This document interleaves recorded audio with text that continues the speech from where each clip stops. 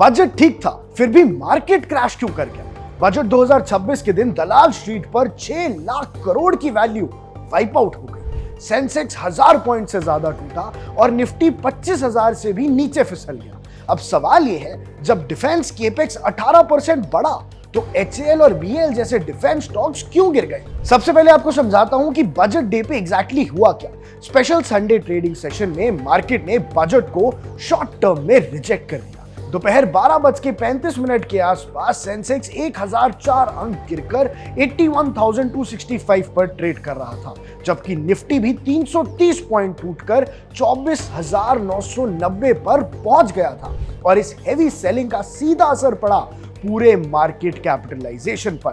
BSE listed companies की जो total value है उसमें 6 लाख करोड़ का नुकसान हो गया और वो 6 लाख करोड़ से घटकर 453.87 लाख करोड़ पर रह गई।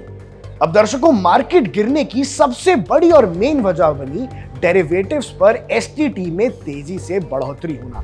बजट 2026 के प्रपोजल्स के मुताबिक फ्यूचर्स पर एसटीटी 0.02% से बढ़ाकर 0.05% कर दिया गया, यानी 2.5 गुना बढ़ा दिया गया। और ऑप्शन प्रीमियम पर टैक्स 0.10 से बढ़कर 0.15 हो गया। इसके अलावा ऑप्शंस एक्साइज पर लेवाई 0.125% से बढ़ाकर 0.15 कर दी, यानी तीनों जगह थोड़ी थोड़ी बढ़ोतरी देखने को मिली। डेरिवेटिव्स ट्रेडिंग सीधा तौर पर महंगी हो गई और ये बात मार्केट को अच्छी नहीं लगी।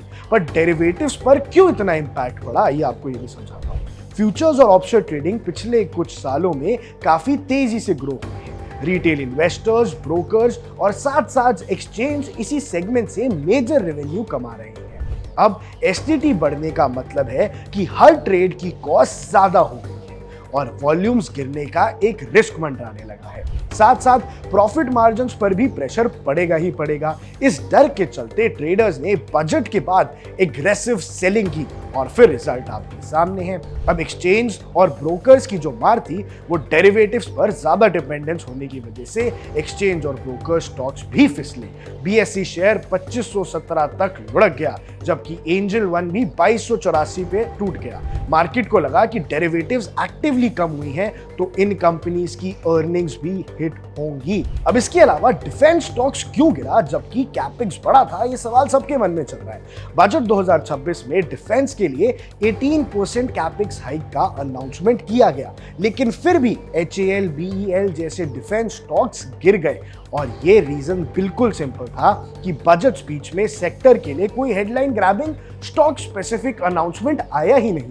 इसी वजह से ट्रेडर्स ने by the rumour cell the news strategy को फॉलो किया। नतीजा ये निकला कि निफ्टी इंडिया में डिफेंस इंडेक्स अपने लो पर 6% तक क्रैश हो गया और यही हुआ। अब कुछ एक्सपर्ट्स कह रहे हैं कि बजट बुरा नहीं है, कुछ ने यह भी कहा है कि बजट में काफी पॉजिटिव स्टेप्स हैं, जैसे डेटा सेंटर्स के लिए 2047 तक टैक्स एग्जेम्पशन और इनकम टैक्स और कस्टम्स में ईज ऑफ डूइंग बिजनेस। लेकिन दर्शकों, शॉर्ट टर्म के अंदर तो मार्केट ने इस बजट को रिजेक्ट ही किया है और 6 लाख करोड़ की वेल्थ वाइप आउट हो गई है। बजट को कुछ एक्सपर्ट्स ग्रोथ सपोर्टिव मान रहे हैं, पर मार्केट इस बात से बिल्कुल विपरीत सोच रहा है। आप देख रहे हैं वन इंडिया, मैं हूं आकर्ष कौशिक।